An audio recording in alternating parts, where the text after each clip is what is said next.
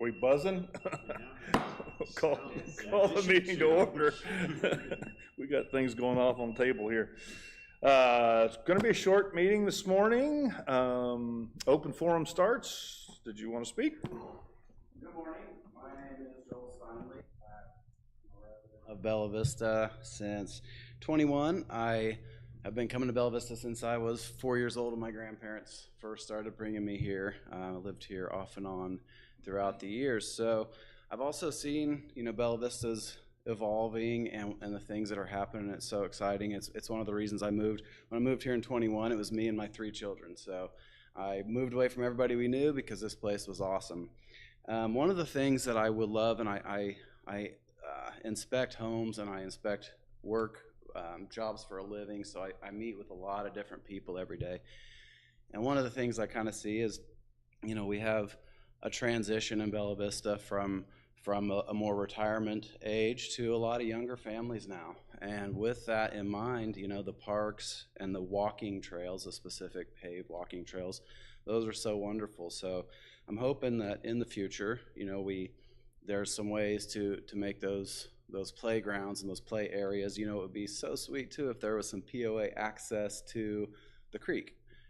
Now that Blue Hole is kind of run over by Bentonville and all that stuff, when you get down towards Walgreens, it would be nice if there was a dedicated POA spot so that we weren't kind of in the muck that takes place over there. I did, just for fun, we went to Trenton, Georgia. I went hang gliding, got my hang gliding license recently, so we happened to go to a little town. It was Trenton, Georgia. It had this junky little town, nothing really happening. Amazing park. It was the coolest park I've ever seen in my life. It was made by a company that uses all recycled materials. It's all recycled milk jugs primarily. It was giant. One of the things that we kind of went through here, Kingsdale, its park got renovated as my kids were kind of prime age, and it seemed like some of the equipment that was gone was designed, the stuff that was put in was designed for a little bit younger age, so my kids kind of missed out on that. I know there's other families that are hoping for places to play like that. It is what drives the city. We've got some things that make money, and obviously parks don't necessarily on the front end make money, but they benefit, and that's cool. I think you guys are doing a great job. Thanks for letting me talk today. It was an impromptu visit. I appreciate you very much. Thank you. Thank you.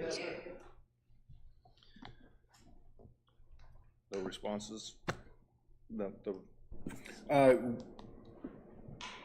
timing is actually perfect because the Recreation Committee is working on their budget recommendations. So I would encourage you to either email in or attend the next Rec Committee meeting and share your suggestions, because that's really the formal mechanism for the budget. We start with the committees and then move it up to the board that way. And so that's what I would recommend. Thank you. Failed to mention, Director Brooks is joining us virtually. Hi, Bob. Hey, Bob. Morning. Director Everyone. Gaines is out this morning, and Director Hendren is out this morning. On to the next agenda item. Burksdale South Temporary Trail. At the last regular session of the board, the discussion was about a number of different proposed trails. One of those proposals was tabled for this month, and in discussing the issue with the Trailblazers, they felt it best to just withdraw that proposal at this time. That does not mean that they're withdrawing the permanent installation, just the temporary one. Now, there were a few, concerns brought up regarding safety, and we went out, actually Doug and I and Mike from MAC and Heath from safety, we went out and inspected the entire route, and Mike's crew, the MAC crew, got out there and added some additional fencing. So we feel that the trail is in good shape. I'm sorry, most of the trail is in good shape. There's areas that clearly need to be repaved, but from a safety point of view, where someone could potentially get into the creek, the areas that we were concerned about have been taken care of. The Trailblazers are still working on the permit solution. It's gone through the Planning Commission, and so they're moving forward with that effort. Any questions? I understand that they've gotten some funding too recently, so things may move forward a little further than before. I'm going to be interviewing Megan with the city as well as the Trailblazers in August, so I'm looking forward. They're all excited. Outstanding. Yeah. I'm glad we took the initiative to address the safety issues that came Absolutely. up in our meeting. Anybody have anything else on that topic? Bob, you good? Okay. Yeah, very, very good. Thanks for making those safety changes, Tom, you and your team. Got it. Next on the agenda is policy 5.03. So this policy was covered, yes, please.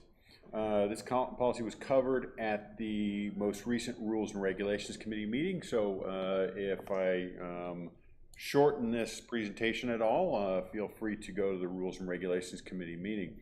What we're trying to do is add some additional clarity to the guest policy.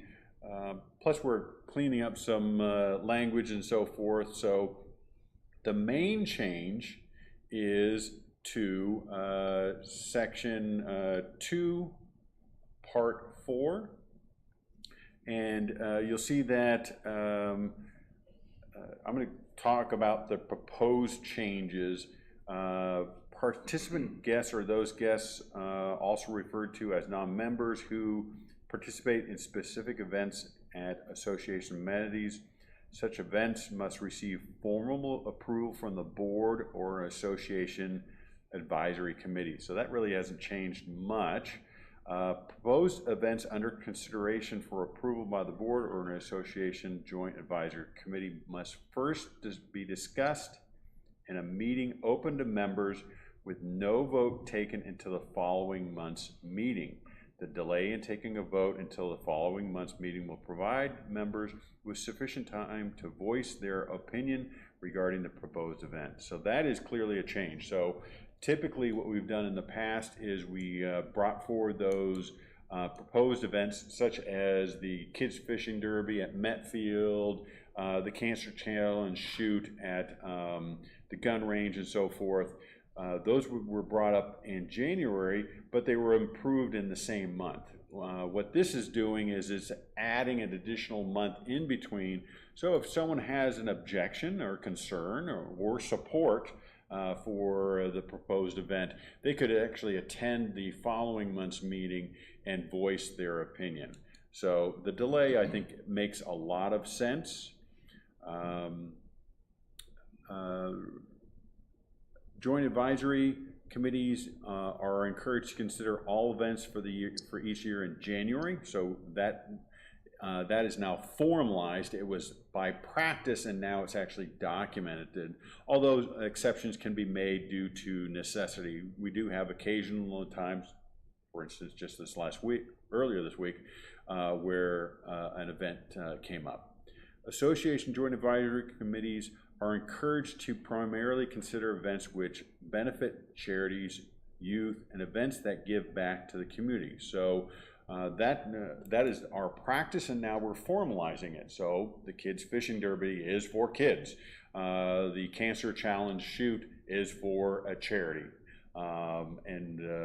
We have other examples, but those are really good. And then ones that kind of give back to the community, we just had the kayak demo day, and that helps give back to the community. So what we're doing is we're taking tradition or practice and then putting it down as policy.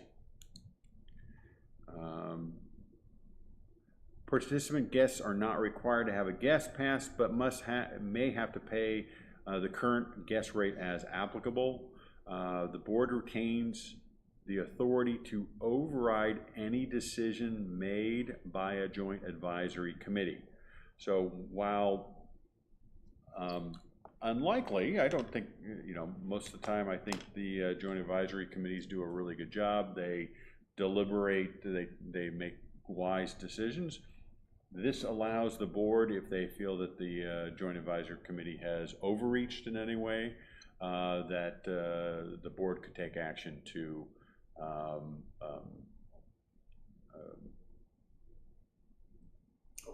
override, sorry, that's right. This wasn't coming to my head. Override a decision that has been made. I mean, to a certain extent, Doug would probably argue that there's other language in our policies that give the board that authority already, but this just makes it clear. The other changes that we made were to accompanied guests. And we just changed the wording. One of the things that the Rules and Regulations Committee has been doing over the last several years is trying to make the language of the policies easier to understand and relate to for the average member. And so we haven't changed the essence of the policy, we've just changed the wording. So in some situations, sponsored guests must be accompanied by a member to enjoy association amenities without the requirement of paying a guest fee. For these situations, a guest is accompanied by a member so long as the guest is, this is the new wording, within reasonable proximity of the member. We decided to go away from maintaining visual and auditory contact. That sounded very overtly formal, but pretty much says the same thing. So those are the recommended changes. And then we made a couple grammar adjustments and so forth. This has gone through the Rules and Regulation Committee meeting. They have voted to recommend to the board for approval. If the board decides to move this forward, this would be the first of 2 required readings at next week's meeting, next week's regular meeting. I have one question. How do we decide whether fees are charged for an event? For instance, like the fishing tournament, to get rid of the grass carp. Are we gonna charge for people that are not members a fee to use the lake that day?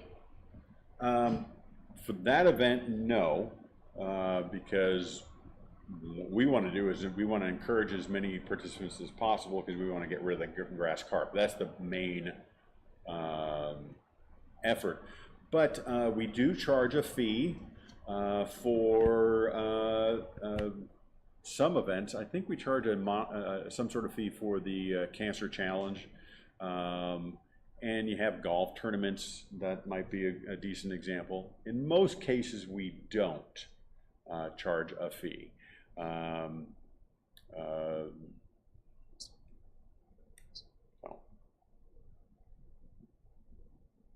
that answer your question? Any other on this JB, policy? anything? You're the chair? Yeah. I'm sorry, I particularly like the 30-day window, giving our members an opportunity to provide us with some feedback and comment that we could use to their advantage. I agree. All I was gonna say is that we are, the Rules and Regs Committee, working really hard on simplifying things. There's nothing more frustrating than not being familiar with all these policies, looking up one thing, going to that policy, and thinking you have the answer. I'm really proud that we're adding links or references to other policies, etc., so you have one-stop shopping. Thank you, JB. Thanks for sharing. They've done that, what, 3 years now? 4 years? Shared that? A while. Okay. Until you get rid of Never ask anybody their Why age. don't you ask her an age I know, next? that's what I just said. Keep on going down that road. Bob, did you have anything? Nope. Okay. Anybody else? This brings us to announcements on anything? No? Oh, where's the election stand? Oh, Oh, I'm gotcha, sorry, good- that's good great, call. thank you very much. We are at 27.1% as of this morning. That's actually pretty good with 33, 34 days left. We've only sent out 2 reminders so far, which is you typically end up having to send a lot of reminders. So we're progressing nicely at this point with 27.1%. So I'm happy. I think we're 24, 25 days into the vote with 33, 34 left. 33 Thank days you. left. Yeah. Sorry. Yeah. All right, if there's nothing else, we'll go to the announcements. The Board of Directors' regular session is next Thursday, the 24th at 6 p.m. here in the boardroom and live stream. Recreation JC, their next meeting is August 11th at 4 here in the boardroom live stream. Lakes is Wednesday, August 13th at 2 here in the boardroom and live stream, and golf follows that at 4 o'clock on August 13th here in the boardroom and live stream. Our next GM meeting is August 14th at 2:30. That's a closed meeting. Rules and regs is that same day, August 14th at 1:30, and that one is here in the boardroom and live stream. Special meeting of the members and assessment results, Tuesday, August 19th, 6 p.m. here in the boardroom and live stream. Our next work session is August 21st at 9 a.m. here in the boardroom and live stream. And then August's regular session is the 28th at 6 p.m. here in the boardroom and live stream. If there's nothing else, thanks, Jeff. We adjourn.